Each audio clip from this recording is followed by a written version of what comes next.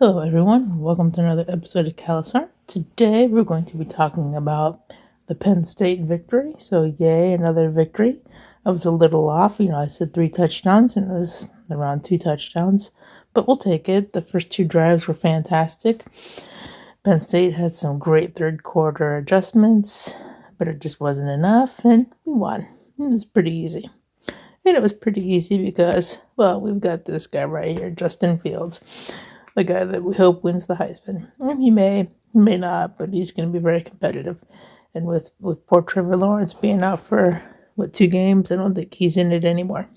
But Justin Fields completed 28 of his 34 passes for 318 yards and 4 touchdowns and a quarterback rating of 97.2. And notice he didn't run much during that game. What did he get, like maybe 6 yards or something? He did not run much at all. It was pass. In fact, that first drive was fantastic. The first 2 were really good. And he had a really good game, just like I predicted, because I'm some sort of fortune teller, seer, the oracle, whatever you want to call me.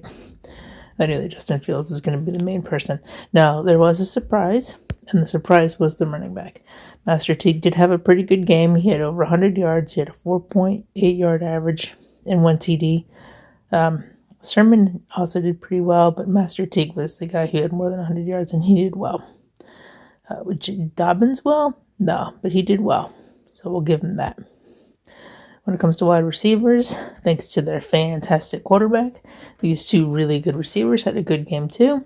I put both of them on here because they both just had fantastic days. Chris Olave had 7 receptions for 120 yards and 2 TDs, his longest 49. Garrett Wilson had 11 catches for 111 yards. So both these guys had really good games. Normally I like to just pick one person, but they both had such phenomenal games. I had to put them both on here. Now, when it comes to defense, our defense once again is going to be our weak area, especially now that we lost somebody in the secondary. So that's going to suck. Our secondary is not strong enough to lose anybody.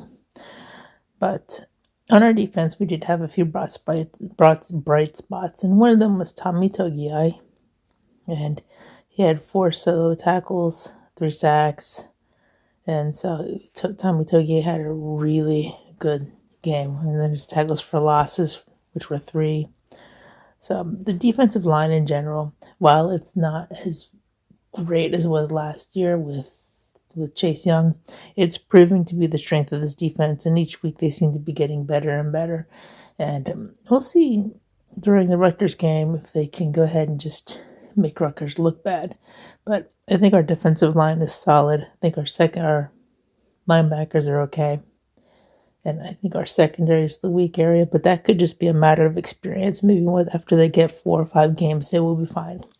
I worry about this team playing somebody like Alabama. I don't know if we can beat Alabama, but that's for down the road. In the meantime, the next game is against Rutgers. Ohio State's going to be the winner.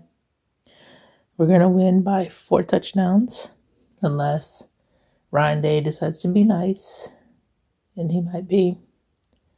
But I'm going to go 4 touchdowns. And the game ball, of course, is going to go to Justin Fields. So, there we go. I want to thank you for watching this episode. Please like, please subscribe, and you have a wonderful day, and we will recap this game next week.